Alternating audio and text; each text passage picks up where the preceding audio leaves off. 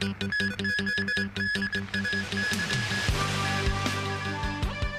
government scraps the closed-loop arrangement for aircrew members while on duty overseas. A new call for the lifting of the 4-person gathering limit and leave home safe mandate at malls and supermarkets. And the Russian parliament in process to endorse the annexation of 4 regions of Ukraine.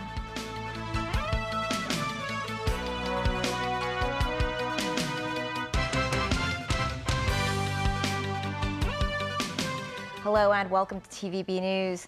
The government has scrapped the closed-loop arrangement for aircrew members while on duty overseas.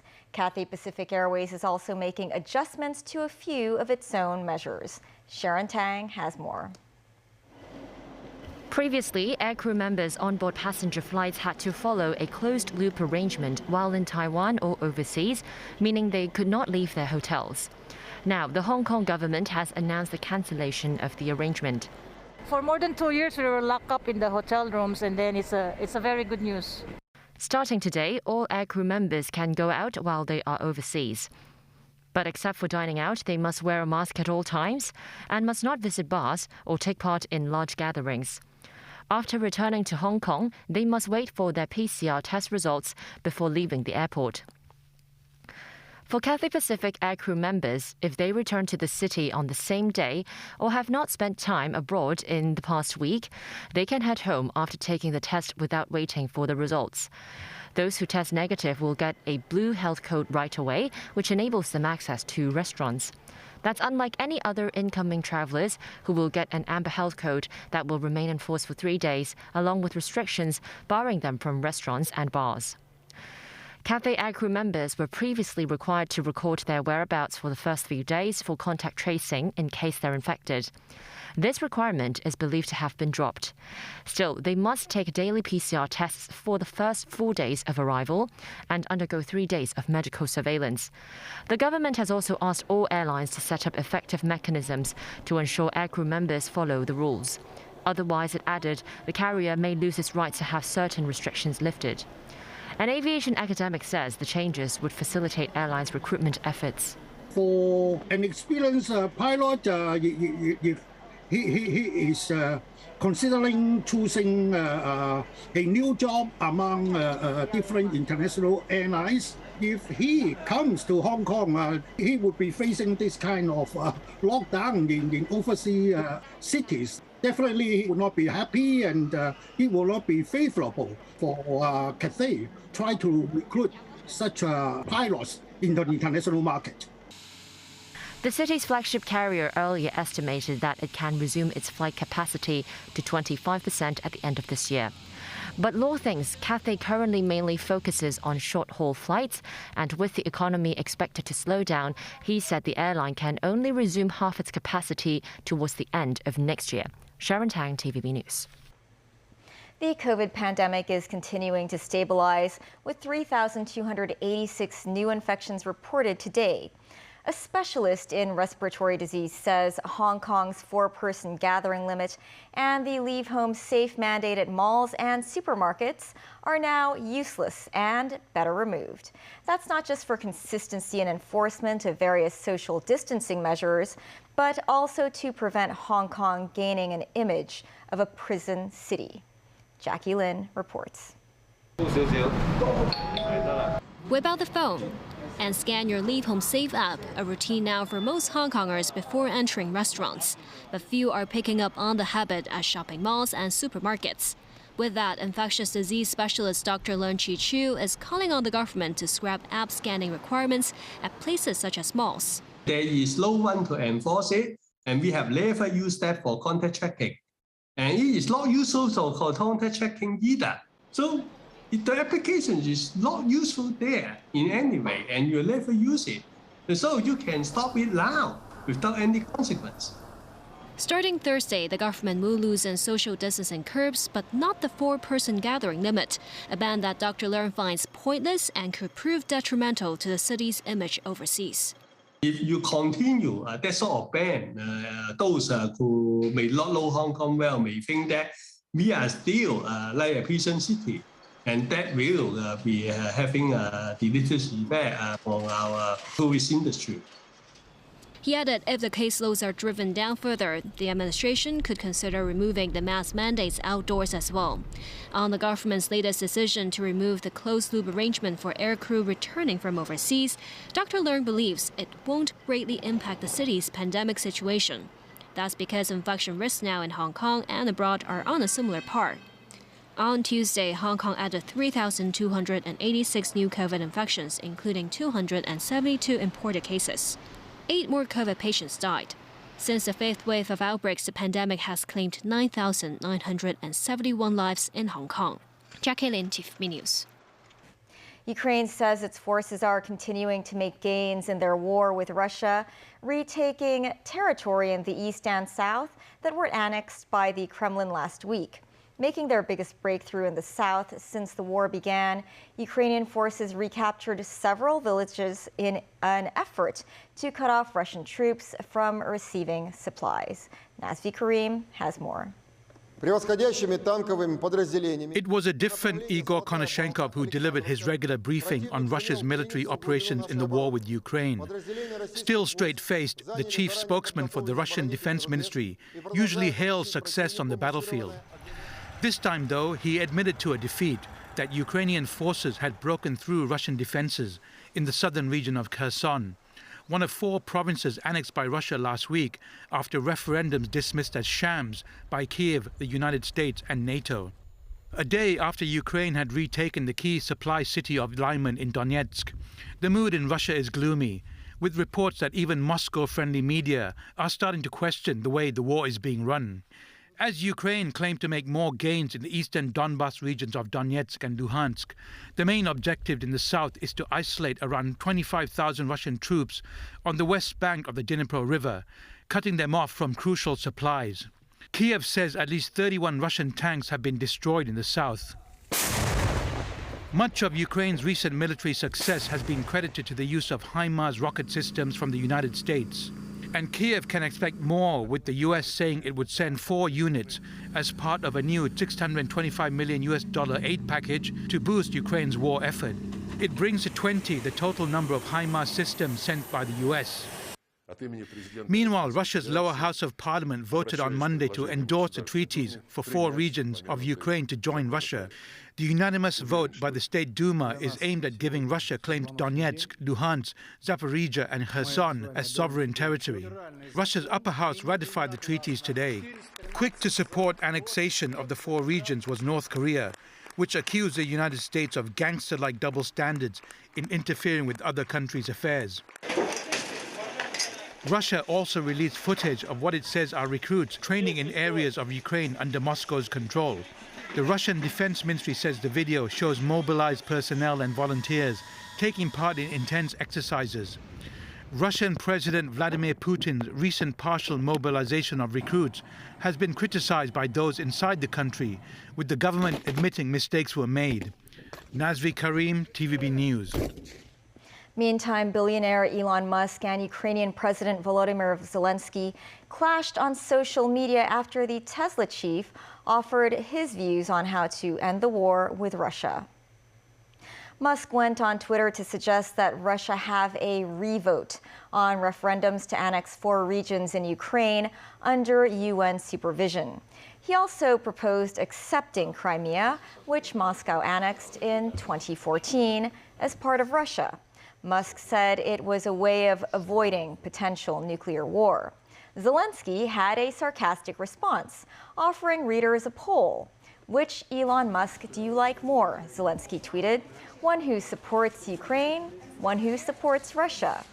Gitanas Nausėda, president of Lithuania, also joined the fray, posting, "Dear Elon Musk, when someone tries to steal the wheels of your Tesla, it doesn't make them the legal owner of the car or of the wheels." Solomon Islands agreed to sign an accord between the United States and more than a dozen Pacific nations, not only after indirect references, or only after indirect references to China were removed. The Solomon Islands foreign minister made the remark in Wellington, New Zealand today. Basically, in terms of our views on foreign policy in the region, the Indo-Pacific, as I've said, our position on this, as I've said, should be a region of peace, cooperation, and collaboration. And there were some references that that put us in a position that we will have to choose sides, and we don't want to be placed on a position that we have to choose sides. So there was understanding, and there is understanding on that, and the draft was accommodative, and we signed on to it. The remarks were the first time Solomon Islands has publicly acknowledged it had initial concerns about the agreement and expressed why it had a change of heart. The accord was signed in Washington last week. That came with President Joe Biden telling visiting Pacific leaders that the U.S. was committed to bolstering its presence in the region. The administration pledged to add $810 million in new aid for Pacific Island nations over the next decade. The U.S. has been the key player in the region since its World War II victory. But in recent years, China has asserted itself strongly through investment, police training, and a security pact with Solomon Islands. Still ahead after the break, the British finance minister attempts to defend his economic plan at the Conservative Party conference in Birmingham. The security chief stresses the need for the enactment of Article 23 of the Basic Law. And Sheung Festival activities in the city.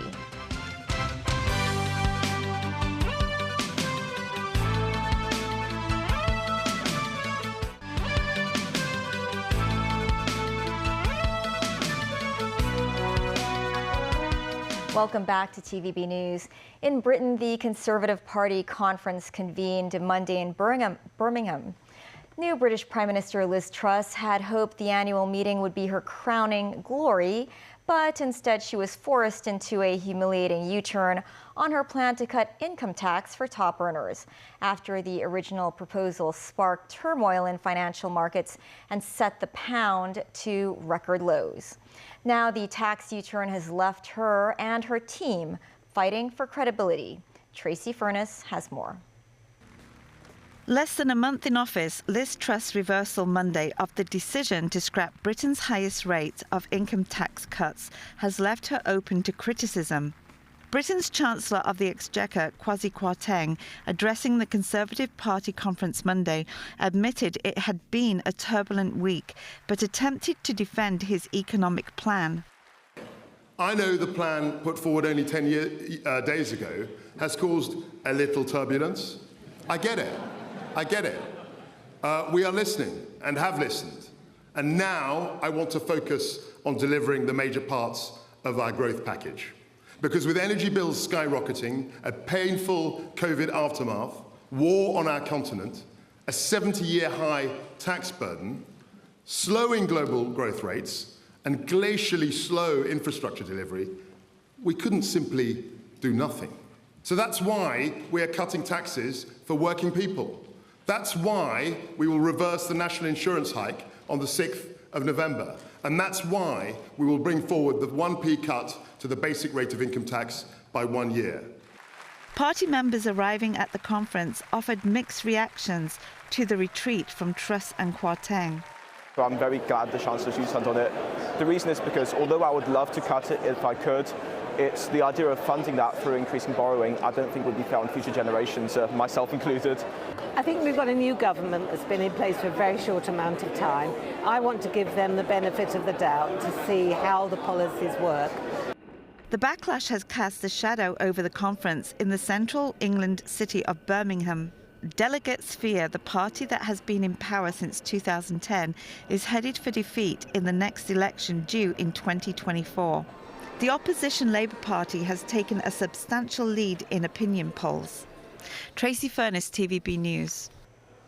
The 2022 Nobel Prize in Physics was announced in Stockholm today. 3 scientists jointly won this year's Nobel Prize in Physics for their work on quantum information science. It has significant applications in such fields as encryption.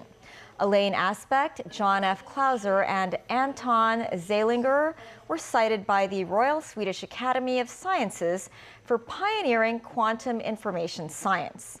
The award carries a cash prize of 10 million Swedish kroner.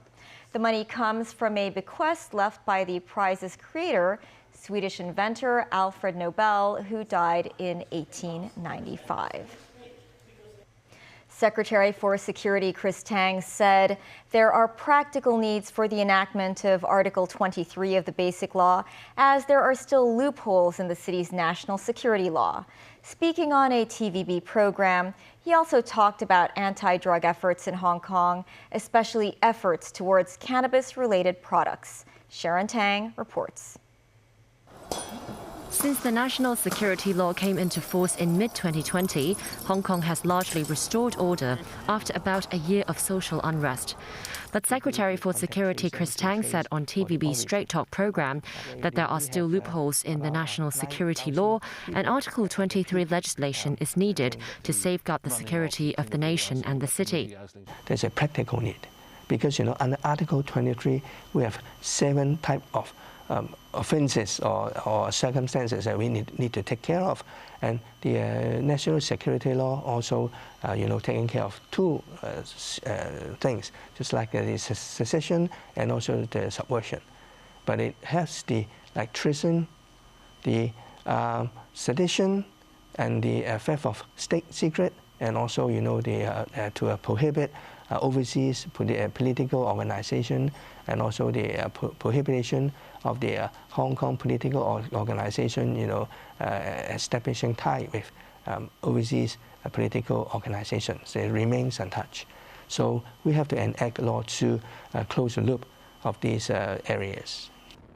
Tang said threats to national security can come from outside Hong Kong. When you look at the geopolitical situation globally, there are always external forces that they would like to maintain their hegemony, and they are afraid, the development of mainland China will affect their hegemony.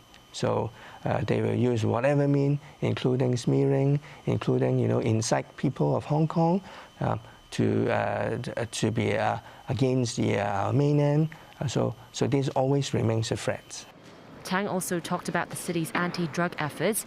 He noted over the past 10 years, abuse of cannabis has continuously been on the rise, despite an overall decline in drug abuse.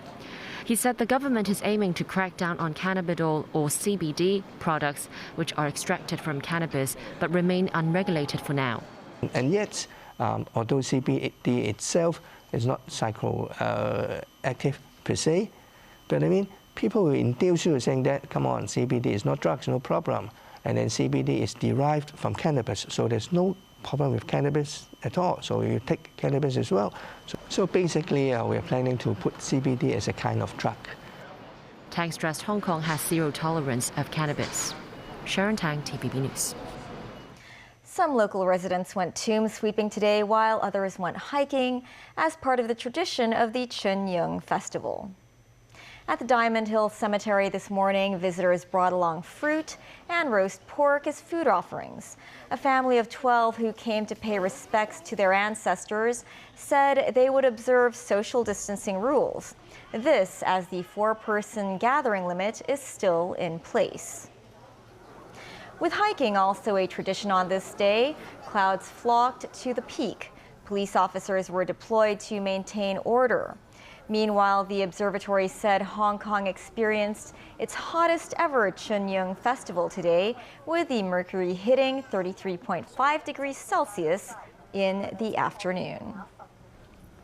And that is the news. Bye for now.